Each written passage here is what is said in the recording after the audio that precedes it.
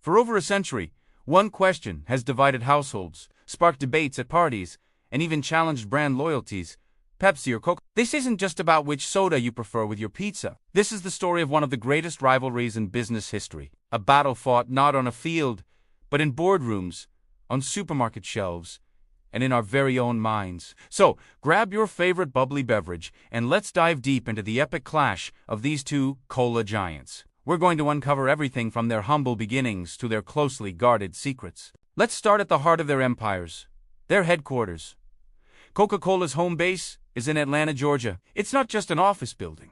It's a landmark. They even have the world of Coca-Cola, a massive museum where you can immerse yourself in the brand's history and taste different Coke products from around the globe. It's a testament to their deep roots in American culture and their global identity. On the other side, we have PepsiCo, headquartered in Harrison, New York, in a town called Purchase. Well, not a tourist hotspot like Coke's Atlanta campus. PepsiCo's headquarters is famous for its stunning sculpture garden, known as the Donald M. Kendall Sculpture Gardens. It features works from some of the 20th century's greatest artists. It reflects a different kind of corporate culture, perhaps one that's a bit more modern and art-focused. So right from the start, we see two different philosophies, one deeply rooted in its own brand heritage, the other embracing a broader cultural landscape. Now, who were the masterminds behind these iconic drinks? Let's travel back in time. Coca-Cola was invented in 1886 by a pharmacist named Dr. John S. Pemberton in Atlanta. Initially, he marketed it as a temperance drink, a patent medicine claiming to cure all sorts of ailments.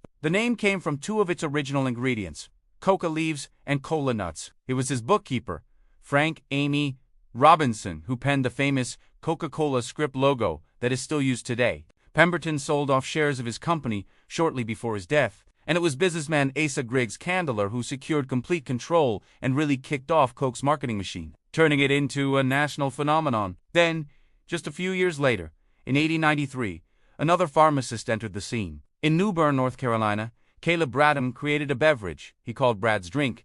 He sold it from his drugstore, and it was made of sugar, water, caramel, lemon oil, nutmeg, and other additives. He believed it was a healthy cola that aided in digestion. 5 years later, he renamed it Pepsi-Cola, believing his drink helped with dyspepsia, which is just a fancy word for indigestion. Like Pemberton, Bradham saw initial success, but unlike Coke's steady rise, Pepsi's journey was a roller coaster. The company went bankrupt twice before being bought by Charles Guth, the president of a candy company. It was Guth who reformulated the syrup and began the long, hard fight to challenge Coke's dominance. So we have two pharmacists, two very different business trajectories, but one shared destiny: to create the world's most popular soft drink. One found immediate, soaring success, while the other had to fight tooth and nail just to survive its early years. This underdog spirit would come to define Pepsi for decades to come. Now, let's talk about the numbers that really matter: profit and power. This is where the scale of their rivalry truly becomes mind. Coca-Cola and PepsiCo are both global behemoths, but their business models have key differences. For the fiscal year 2023, the Coca-Cola Company reported revenues of around $45 billion.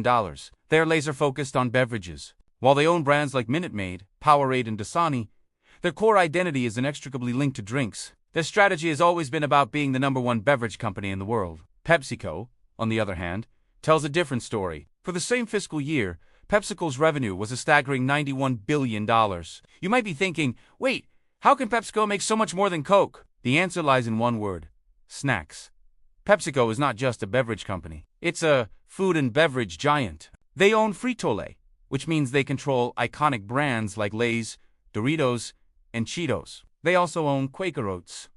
This diversification is their superpower. When soda sales are flat, their snack division can pick up the slack, and vice versa. It has a brilliant strategy that gives them a massive financial advantage and a different kind of market presence. So while Coke dominates the beverage-only space, PepsiCo's empire is much, much broader. This massive scale means they are also two of the world's largest employers. The Coca-Cola Company and its bottling partners employ more than 700,000 people worldwide. That's like the entire population of a major city, working to bring you your favorite drink. From the marketing teams in Atlanta to the delivery drivers in rural India, their network is vast and complex. It's a global ecosystem built around a single brand promise. PepsiCo's workforce is also enormous. As of their latest reports, they employ around 318,000 people directly. While this number seems smaller than Coke's, Remember that Coke's number often includes their network of independent bottlers. Regardless of how you slice it, both companies provide livelihoods for hundreds of thousands of families around the globe.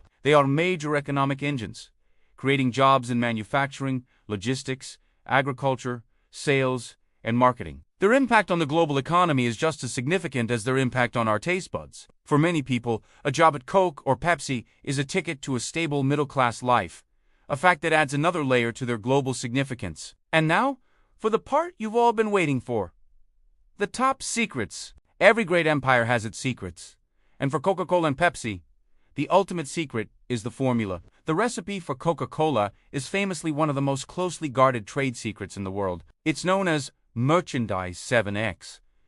The official story is that the written formula is kept in a massive, high-tech vault at the World of Coca-Cola in Atlanta. Only a handful of executives are said to know the complete formula, and they are supposedly not allowed to travel together on the same plane, just in case. Whether this is a brilliant marketing myth or a literal truth, it has created an incredible mystique around the brand. People have spent their entire lives trying to reverse engineer the formula, but no one has ever definitively succeeded. Pepsi, while perhaps not as theatrical about it, is just as protective of its own recipe. After its initial rocky start, the formula was refined and has been a closely guarded secret ever since. The rivalry even extends to their secret ingredients. For years, the cola wars were fueled by blind taste tests, with Pepsi famously launching the Pepsi Challenge in the 1970s.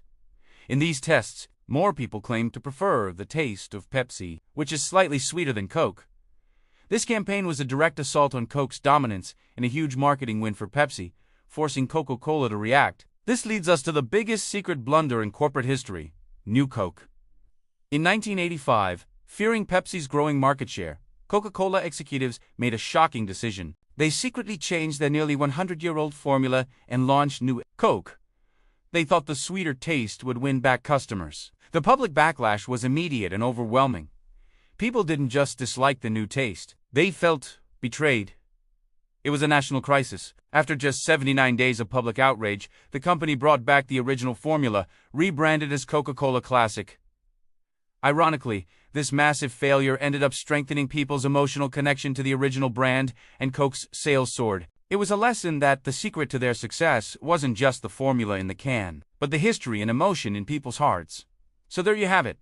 The tale of two colas. One, a symbol of tradition, an unwavering brand identity. The other, a resilient challenger built on diversification and a willingness to shake things up, from their headquarters to their founders, their profits to their people, and the secrets locked in their vaults.